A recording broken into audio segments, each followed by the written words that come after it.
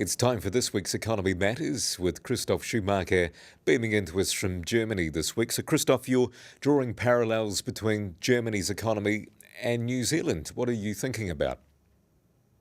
Absolutely. Now that I've been here for about a month and have listened to sort of politicians, business people, and just people on the street, you find that they have very similar complaints to what we hear in New Zealand, namely that productivity is too low, that compliance costs are too high, that businesses don't get the job done because there are just too many rules, that the school system isn't as good as it should be, and infrastructure is suffering, and that the economy is actually shrinking. I mean, Germany currently is the only country in the EU with a shrinking economy. And so is New Zealand. So it sounded all very, very familiar. You're saying this was long before COVID and the war in Ukraine, though.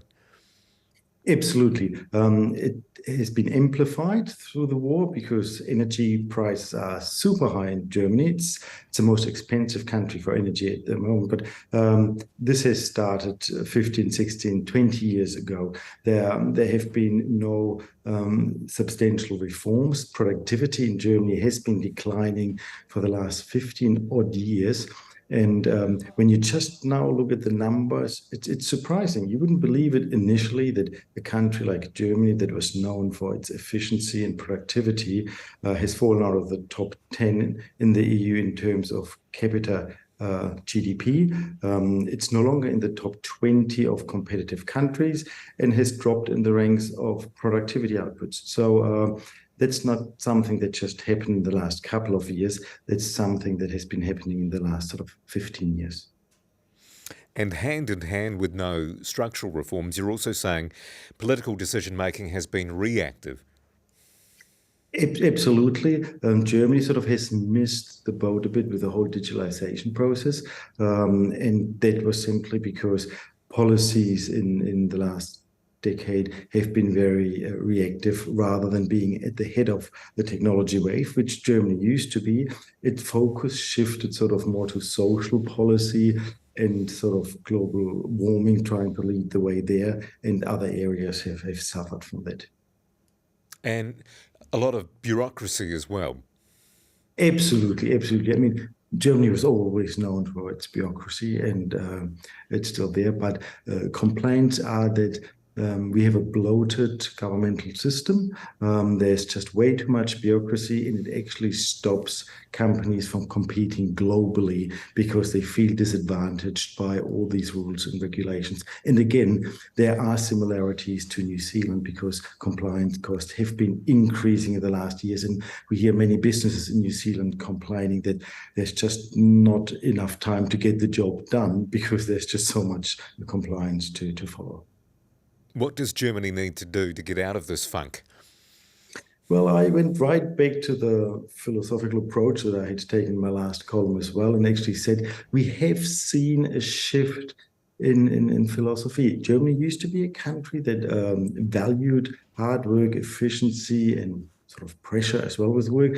But we have now come into an environment where people believe there should be effortless prosperity, where pressure is a bad word, competition isn't seen as a good thing either. And that seems to filter through all parts of society, from school education. Germany has fallen in the ranks, just like New Zealand, and in the PISA rankings, that our school leavers are not as qualified as they used to be.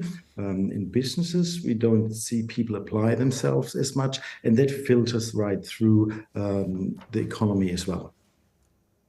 So how does Germany become an efficient state?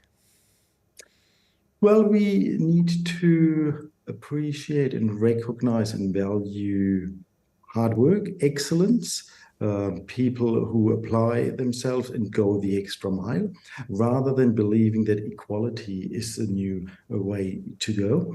And if that happens and we start again right from our youngsters and kids right through the different the education system and industries, then I think Germany will get back on track. But it all comes with the fundamental idea that we believe in a free market economy, that it's the government's role is to provide an environment where people themselves are responsible for their well-being, rather than now where we perceive the government to be a guarantor for our well-being. And that's not the case. So once we actually go back to our ideas of a free market economy, which New Zealand believes in, which Germany believes in, I think we will get back on track both in Germany and also in New Zealand. What are the growth outlooks like for Germany right now?